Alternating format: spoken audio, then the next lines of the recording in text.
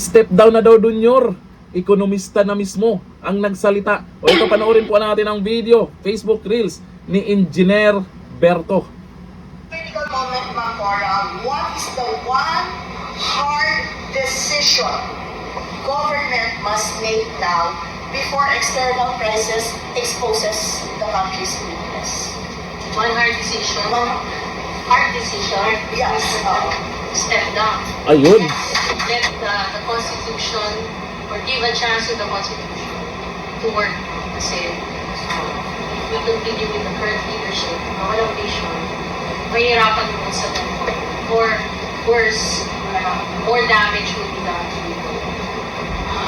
Si Ma'am Cora is an authority on economy. Hindi yan magsasabi na walang vision kung walang pasihan yan. No? So, when she says that that is a hard decision, ibig sabihin, sa 4 na taon na inupo ng administrasyon na ito, walang konkretong plan para sa bansa. Yun. Hindi na tila kakayanin sa inaantay pa natin 2 taon. And hindi naman kahihiyan kung bababa. Kung mas nakararami ang makikinabang. Ito ay boses na lang isang ekonomista.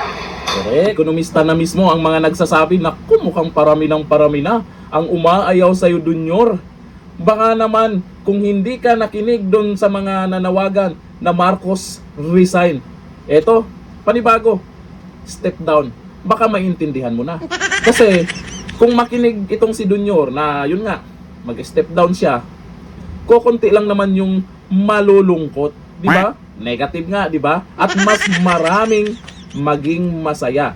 Kasi naman, ayon po dito sa kanila, ay baka lalong lalala lang ang sitwasyon. Lalo na dito sa presyohan po ng langis, marami pong nagtatanong dyan, bakit ganun kalaki ang itinaas? Eh, sa ibang bansa naman, ilang porsyento lang ang itinaas. Eh, dito sa Pilipinas, halos doble. Eh, anyari, may ginawa ba talaga ang Pangulo? Para sa akin, meron. Ayuda. Pero ang tanong, nabibigyan ba lahat? Sapat ba? Eh, nakaraan lang may nagrereklamo na isang driver din na hindi rin nabigyan. Eh, buti kung driver lang ang apektado sa oil crisis ngayon. Eh, yung bilihin, nagsipagtaasan na.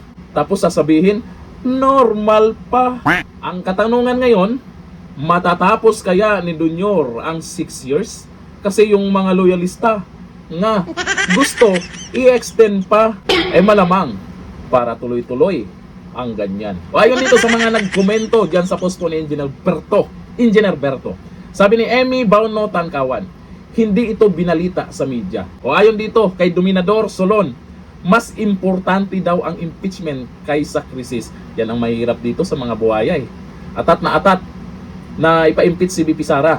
Yung pagpapa-impeach ba nila dyan, yung pagharap nila dyan, at kung ano yung ginagawa nila, kumikita kaya sila? Ako'y nagtatanong lang ha. Sabi ni Lauco, step down, baka maintindihan na. O, sana maintindihan. Kasi nung may nanawagang Marcos resign, ay wala, hindi nakinig eh. Sabi ni Sam, resign ka na BBM, pinapalala mo ang sitwasyon ng Pilipinas. Sabi ni Pinky Galin Katahay, kapal ng muka, ayaw pa rin bumaba. Eh gusto pa nga i-extend, di ba? Gusto i-extend ng mga naniniwala pa rin na talagang magaling siya. Talaga ba? Kung magaling siya, bakit negative na? Bakit ang tiwala ng karamihan ando na kay BP Sara? Yung dating mga nakasuporta, nagsipaglipatan na. Malamang, bandang uli, nga. Hanggang dito natin kayo. Bye-bye.